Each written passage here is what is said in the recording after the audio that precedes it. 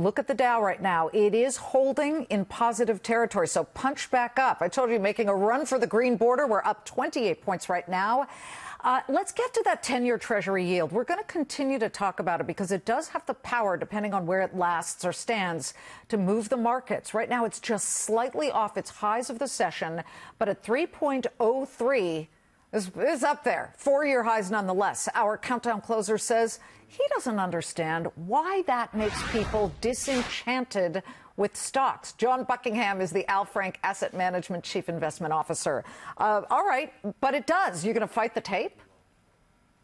Well, Liz, you have to keep in mind that you go back to 2016, July 8th, when the 10-year hit a low of about 1.36%, to today, where we're at 3.03%. The S&P 500's up 29%.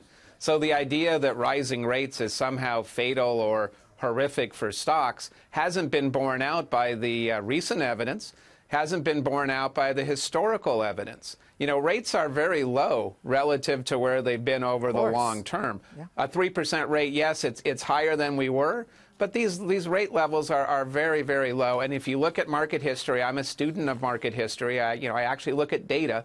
And when you look at the numbers, you will see that rising rates historically have not been a negative for stocks. On average, stocks have continued to appreciate. Yes, it takes some indigestion here at a 3% level. You're going to have people who are concerned, and obviously we're concerned about the quality of earnings and potential earnings growth. But 3% is still low by historical standards. Those problems will exist till the end of time. What is your secret sauce for investing in equities right now then, John?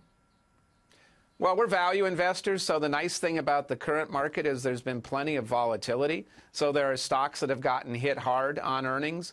Several of them we can talk about. One today is Goodyear Tire. Last I looked was down about 5%, even though their earnings actually beat expectations, even though the company's poised to grow earnings significantly this year and next year. And you have a forward PE of less than 7. Another name is IBM, which got crushed on earnings as well. And I know IBM's been a perennial disappointer, but you still have a PE of 10, you have a dividend yield over 4%, and you have potential growth from the strategic imperatives business there.